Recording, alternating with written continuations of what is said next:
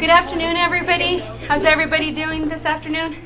Good. I apologize, it's a little bit warm in here. We're trying to get the temperature down a little bit. But welcome to our Inventory Training 2014. My name is Suhey Aguilar, and I'm with Central Property. And I'll let Shane introduce his staff members. Hi, I'm Shane Haley. I'm with FSA. With us today we have Diane Madrid. She's the director of FSA. Okay, and as you noticed, you should have a packet and a quick reference in front of you. They're exactly the same as last year. There were no changes, so that's why the date didn't change at the bottom. So if you still have your copy and you don't want to take it, you can leave it there at the desk, or you're more than welcome to take it with you.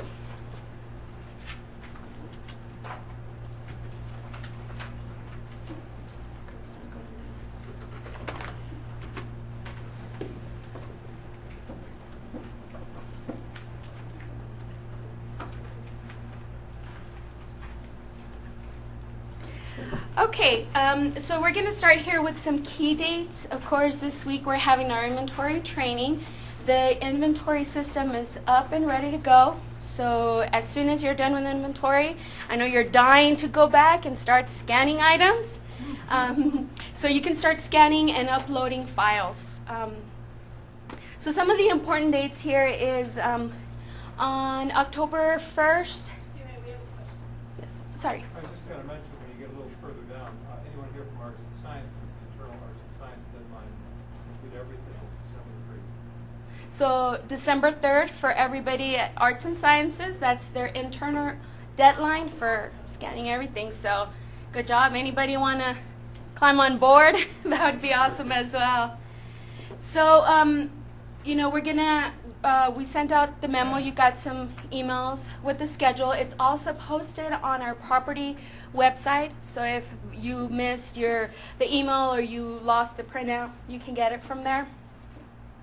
We're hoping that everybody will start their initial scanning by November 20th.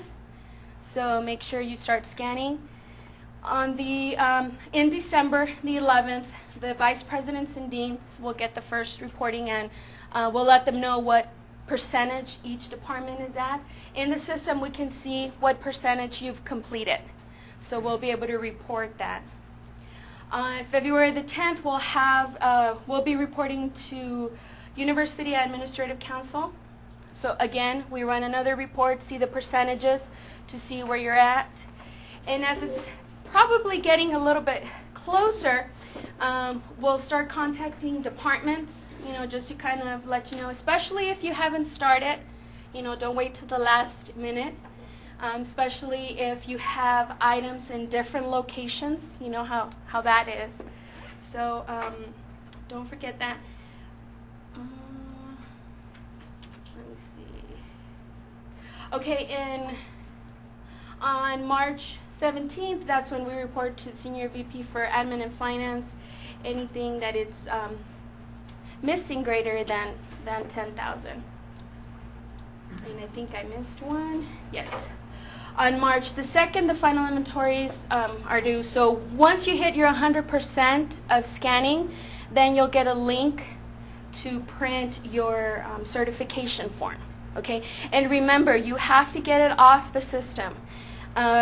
Unfortunately, we will have to send back anything that's typed up, okay? Because the system generates all your numbers, everything, your department name. All you have to do is get the signatures, okay? So if you could make sure that you get it from there. If you're having any issues, try different computers, or you can send us an email or contact FSA as well if for some reason your form's not being populated.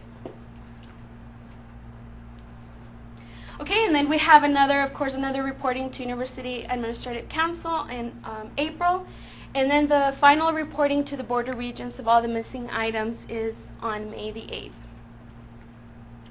And then now we're going to get to the fun part, which I think everybody enjoys scanning. So we're going to have Shane explain to us how this works. All right. I'll start off with a joke to lighten the mood. So, when I was in my second year here at NMSU, majoring in English, I took a creative writing class. And the professor, he told a joke. he said the engineering graduate says, how do we build it? The computer science graduate says, how do we program it? And the English graduate says, would you like fries with that? So, needless to say, I ended up changing my major. So, all right. How scanning works. Basically, you have three components. You have your scanner, which you scan all your inventory with. You have your PC, so you move your scanned file to your PC. And then you have the web, so you upload it to the web, to our system, which it shows that here. You sync it, you upload. In order to sync the device, you have to have Windows Mobile Device Center. So here's a couple of links. If you don't have that, when you go to sync the device, if this doesn't come up, then you know that you're having issues. So.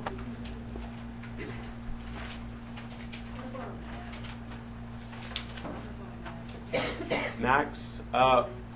No, we don't currently support Macs, just Windows. So. As far as scanning, first you have to turn on the device, obviously. You have to go into the programs under Start, go to PTS Tracer Plus 7, and then the DAO V.3-NMSU. And I'll show you this on the next screen in more detail.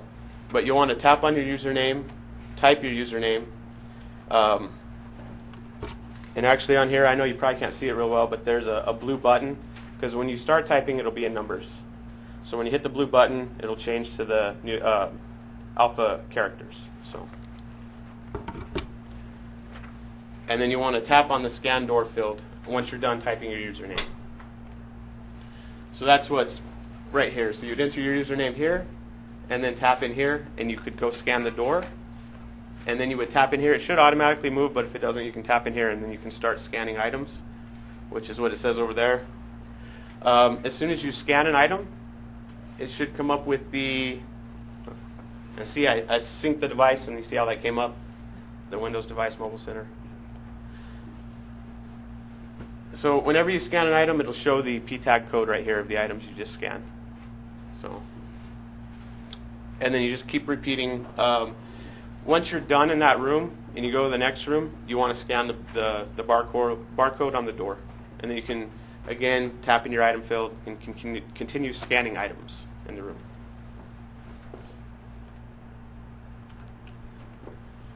After you finish scanning, the scan data is on the scanner. To sync, you need to cradle the scanner, like I've done here. The syncing program is used to move the scan data from the scanner to your computer, but you need to rename your scan file first. Remember, do not sync your personal information. So,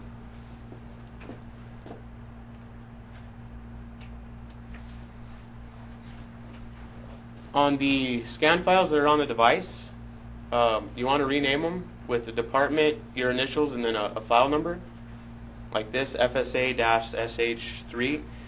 This is important because the name needs to be distinct for all the files that are uploaded. So if you don't do this, you'll probably encounter an error. So it has to be in this format, ET or engineering or whatever, and then dash your initials, 3, 4, 5, whatever the number of the... Yeah, that's what helps keep it distinct, you know, your department, your initials, and then the numbers. So yeah, I would recommend doing it this way. I wouldn't try anything else. Otherwise, you may run into issues down the line or immediately upon uploading the file. So. And I'll show you this right quick as far as renaming the file.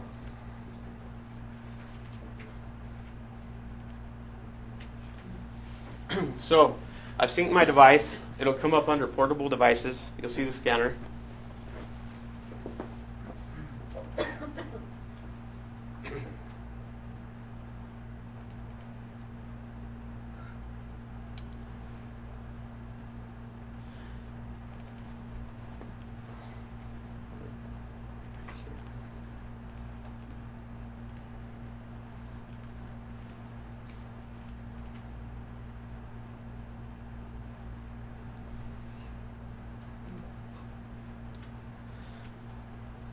I was trying to go back.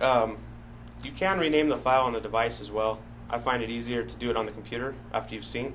So, jump ahead here.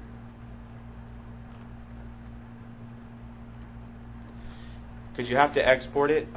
There's an option when you're scanning. When you're done, you can go File, Export, and that's what it'll give you a location of where your file will be on the device. I would notate that. And then when you cradle it, you can go to Computer, your scanner, this backslash, that's the root drive, My Documents, Tracer +7, Data, Exported, and then you should see your scan files. Can you look at that again? You bet. So you'll go to your device. And we do have those instructions in the packet. That's Yeah. yours. Then you'll go to backslash, My Documents, and it'll be Tracer +7, Data, and Exported.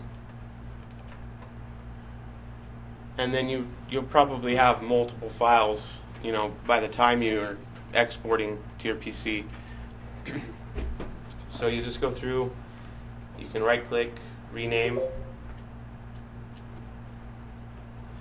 and then I'll just put FSA-SH1. Okay. And so if you had multiple files, you just go through and do the same thing. SH2, SH3, SH4. Excuse me? You Yes. don't have to put the .txt anymore? It depends on your PC. This one, it's not actually showing us the extension. If when you go to rename it,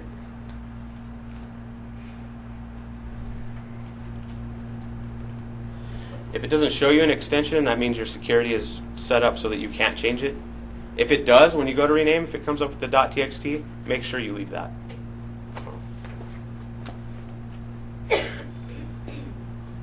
Okay.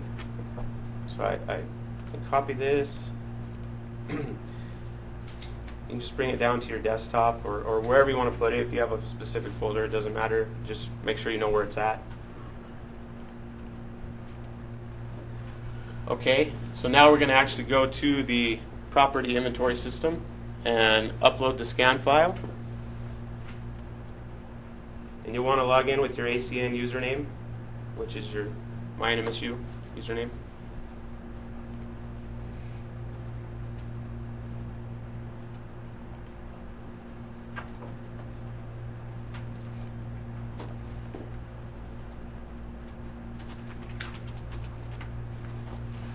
Which I'm already, has me logged in, so it didn't ask me that time. And then you want to go to Upload Scan Files up here in the sidebar.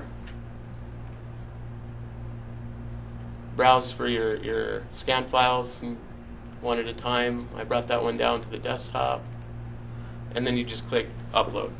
So I'm not going to upload it because I don't want to put that data in the system.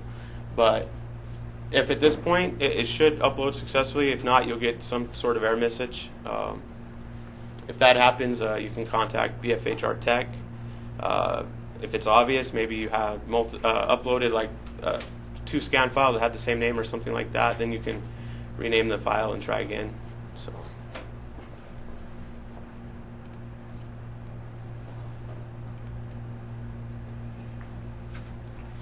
And that's those first 3 steps is what I just showed you. So the last step is to delete the file from the scanner. So again, you can just come back into this folder where you came to and renamed it. Right click, press delete, and yes.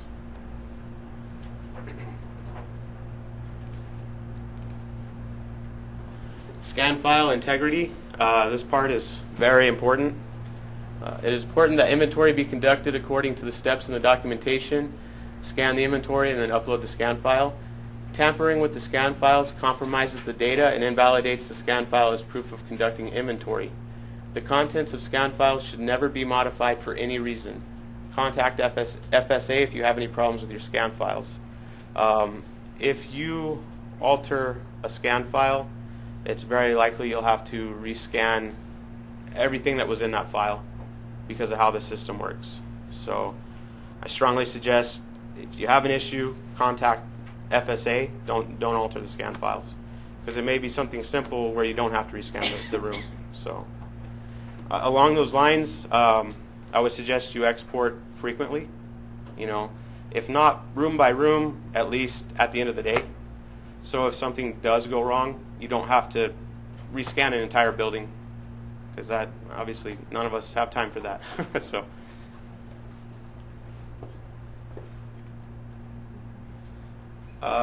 Inventory is updated immediately with your scan data.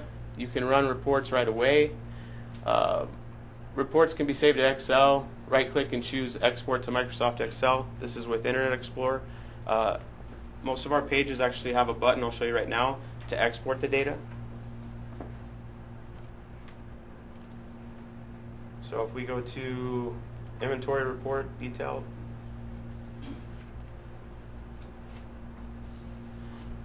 so you'll see it has this button up top, Create Excel Sheet. So you can just click on that, and there you go. So it'll open up Excel with your data, depending on what you selected for that report. So it'll pull whatever's on the page.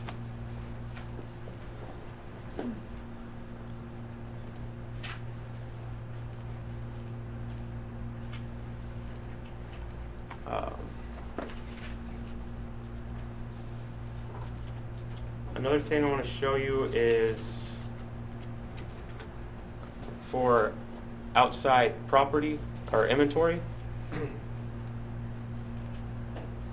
You can go to property.nmsu.edu and go to barcodes, and there's the outside barcode. So you can click this and download that barcode for anything that needs to have a location of outside.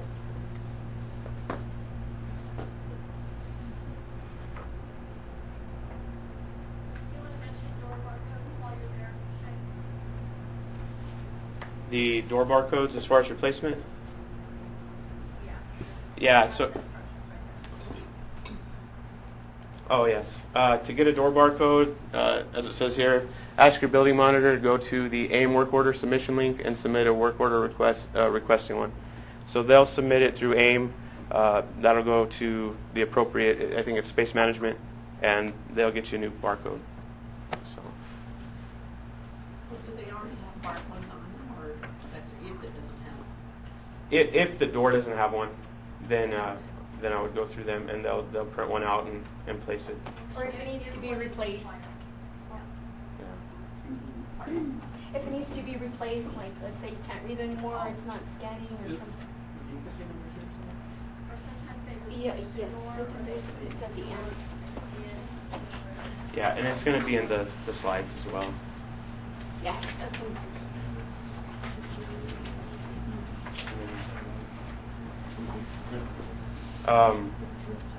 very important, don't forget to sign in if you already haven't at the front. That's how we give you access to the system so that you can start uploading scan files. Okay. And with that, I'll hand it over to Sue. Okay, well, as you can see, a lot of it's still the same. There hasn't been much change, but you know, we do like for everybody to come to get a refresher, since we do it once a year, and then if there's anybody new, you know, then this serves as training. We'll go over real quick some of our forms that we have available on our website. The one that's most important or popular is the inventory change request, the ICR, and that's to change the status of your inventory. One of the things that I do want to stress out on this form is if you are going to mark an item missing, please make sure that you include proper backup information as to when was the last time that the item was scanned, who was the custodian, where was the last time you saw it, any information that you have on that item, you know, what you did to try to find it. We've had instances where once we go back and we start doing research, we found some that they were actually stolen. So in that case, we have to go through the police department to get a police report, as we're required to have that with our paperwork. So just keep in mind that if for whatever reason you don't include that information, we'll either be sending the form back to you or sending you an email contacting you for more information. So we'll work with you to get that going. But if you can, like I said, the more information, the better. The approval for home off-campus use. This is, of course, we have some people who have loaners, either professors or, take computers. That form, the main form, stays at the department and a copy is sent to us. This doesn't mean that they're exempt from being scanned. So either the scanner can go to the computer or the computer can come to the scanner. But just keep in mind, this is not to say, well, so-and-so has it at their house, I couldn't scan it, because we'll ask you to take the scanner or bring the computer. The inventory scan exception form. Now this is for those items that are really, out in space or something that you can't scan. Then you'll fill out this form. Now if it's maybe on a tower or something where you can possibly take pictures, if you have a really nice camera that zooms in, then you can provide pictures. And of course, if it's like in Antarctica where you can't scan it, then this form is what you'll need to turn in. And of course, the inventory certification, like I said at the beginning, that one will be generated off the system once your department has hit 100% of scanning. That will automatically pop up. It's a PDF, and like I said, once you click on it, it populates all your information. Okay. We also have the permission to sell form. And that's if you have a piece of equipment where you want to recover some money.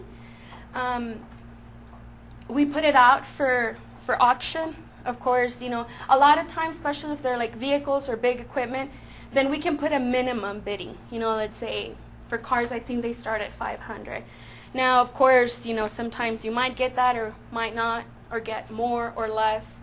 But the department gets 95%.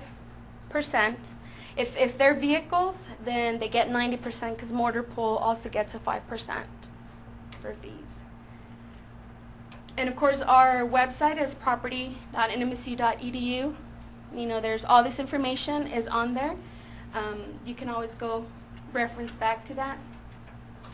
If you have any questions with your scanning questions or with your scanners or with the property system, uploading, you can submit a work order to FSA, and they'll help you with that. They'll contact you and walk you through, or if you're having issues with your scanner, they can help you with that.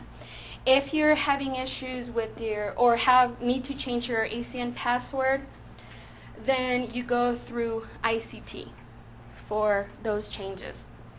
And anything else installation on your computers, then you have, most of the departments have their own IT department. If you're in administration and finance, of course FSA is they're our techs.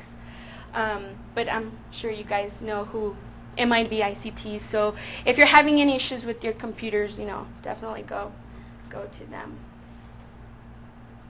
And just a quick process.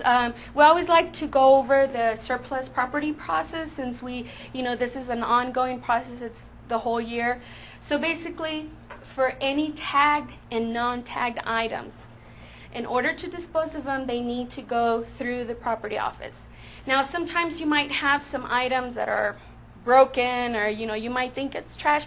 You still need to contact surplus property, because we're the ones that need to make that determination, and then if we need to trash it, then we'll make the proper documentation. So please ensure that you always go through us. You can always, if you have any questions, you can always send us an email to nmsuproperty@nmsu. The best thing is, when you need to turn in items, is that you send us an email first. If you already have your ICR form filled out, if you can scan it, and then that will give us the detail of what items you're turning in or how many, and then we can see if we have space. I don't know if you guys have been to our property warehouse. We are in the big warehouse next to facilities, but we have a small space. So that's why it's very important that you give us a heads up, as to, you know, what you're bringing in. Yes, sir. In the past, on things like ICRs, I believe there was a signatory line for colleges, but nonetheless, we were asked to countersign after the department had signed. Was that still the case? I think there is a, I thought there was a either college dean or VP at the bottom. First for the ICR form? I think it depends. Well, I'm not sure. I'll look into that, but I thought there was some authority down there. But we'll take a look at that. You know, we just want to know that, you know, because usually it's, you know, an admin that's filling it out or something. You know, we want someone within their department that's higher than them know that, you know, these items are leaving your possession, because we want to keep that trail and know where items were and where they went, especially if they're tagged items. Of course, we have our public surplus, and how many of you are familiar with public surplus, whether it be internal reallocation or purchasing items? Anybody? No? We do have, there's the link, and we do have a code that you need to use as an NMSU employee or department, so the system can recognize you as a department, and then there's no charge for you to pick up. Let's say you need a chair or a desk or anything like that. You can purchase items for your personal, but you have to create a different account under, you know, your name. That way the system knows that, you know, you're actually bidding, and then of course that goes to the highest bidder. Yes, sir. But that code you're talking about is the one you get when you register, right? It's your password, right? No, this code, if you go to our website, yeah, it's some letters and numbers that Public Surplus gave us, and when you're registering, you'll put in that code, and then it'll know that you're a department. Well, but if we already registered for that, then we don't have to worry about that. Yeah, if you already register and you've already been, you know, selecting items for your department, then, you know, not a big deal. But like I said, if you want to register as a regular customer, you can do that as well. Just make sure that they're separate. And usually what we prefer is if you create your account for personal use, that, you know, if you have a different email account or even on your user, try not to use, you know, your NMSU user or email. And just to give you a little bit of more information on the tagged items, those are reported to the border regions. So just to give you a heads up, usually we run our report probably about 30 days before the actual meeting. So if you sent items, you know, the day of or the day after, unfortunately they won't make it till the next border regions. Once they have their meeting, you know, they'll approve them, and then we have to send it to the state auditor for approval for another 30 days. So, you know, sometimes, especially you'll see it around this time when you're doing inventory and you're turning in tagged items to surplus and you want them off, you know, your inventory right away. It might take a little bit, or, you know, let's say that you wanna buy it on public surplus. You know, it'll be a couple of months before we actually get it out there. The non-tagged items, those we try to get them out right away. You know, as soon as they come in, we try to either palletize them if need be or just get them ready, and usually we'll get them out for internal reallocation first and then for auction. And this is just a quick overview of the actual process. We verify the ICR, so please make sure that you fill it out, make sure that there's signatures on there, because all of that, you know, if it's not completed, we'll have to send it back for signatures, and you know, that takes up more time. We scan the items, we take pictures, we upload to the system, then to public surplus. So it's kind of a lengthy process. Once we put out the items in public surplus, we have it available for 10 days. Now keep in mind that for internal reallocation, it's first come, first serve. So if I put up a desk right now and somebody goes and claims it, then it's gone. Okay? So it's first come, first serve. Then after claiming it, you get an email with the information, and you have 5 days to pick it up. And we do ask that you do please try to pick it up within the 5 days, because again of space. And unfortunately we've had some departments that'll take up to a month, and you know, it's just taking up space, and sometimes we'll We'll just have to put it up again for somebody else. And then right after that, if a department doesn't pick it up or doesn't claim it, then it goes to auction. Then again, it's out for 10 days for the customers. Once it closes, the highest bidder gets it. They get an email. They have 5 days to pay and 5 days to pick it up. And it's kind of the same thing. You know, we ask that if you're buying for personal, you know, that you come and pick it up. Now, we've had instances where they're buying for personal use. You cannot use facilities and services movers to come and pick it up for you. Okay? If it's your personal, you got to make arrangements to come and pick it up. Now, if it is for departmental use and you claimed it as internal reallocation, then you can go through that process. If it's a big desk or something like that, you can use facilities. Okay, and here's our contact information. Any questions that you have, anything that, you know, maybe after this training, I know a lot of it, you've heard it already. If you think of anything, you can send us an email to nmsuproperty@nmsu.edu, or you can give me a call at 646-2896. And then, of course, if you have any questions on your scanning, uploads, or scanner, you can submit a work order to FSA or send an email or the numbers. And I believe their information's on the back of the packet. And like I said, this is the same packet as last year, so, you know, you're more than welcome to take it if you don't have the one from last year, or if you don't, you can leave it there. Yes, sir. The disposition of surplus property after the ICR is completed. Do you please, or someone in the facilities with property, take photos of the item, or is that something the public does? Once you submit it to surplus property, we take the photos. We take the photos, yeah. Now keep in mind, and I've seen a lot of the emails going through the ABCD listing where they offer to other departments. You can do that. You know, if you have some items that you think maybe another department might need, let's say it's non-tagged, sometimes we'll see like either lots of folders or something like that. You can offer it like that. If it's a tagged item, you can still go through that, but then you'll have to fill out an ICR to do a transfer and just submit the ICR to property accounting, I believe. They're the ones that do the transfers. So that's another option if you know especially that there's other departments that could use it. So you don't have to, because then if you turn it into us, you know, then it'll be a while before we put it up. Where's it?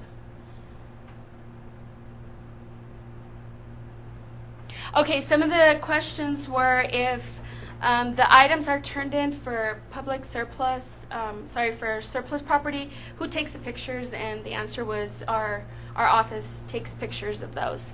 Just repeating the questions here for our people on the remote sites. Any other questions? Yes, ma'am.